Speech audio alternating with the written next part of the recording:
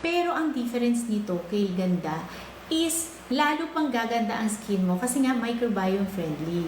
Anong difference nito sa iba? Besides na nagla-lighten, whiten, brighten, and glow ang skin mo, nagiging healthy pa ang skin mo because of the prebiotics na meron po ang Royal Sea.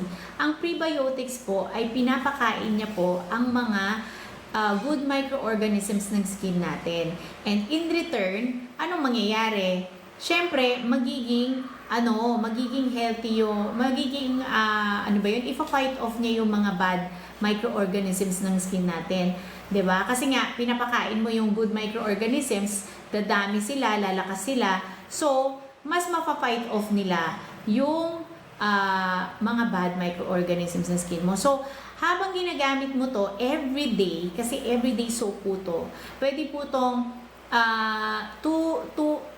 yung iba nga, alam niyo po ba, 2 to 3 times pwede mong panigo to and pang wash ng face. Yung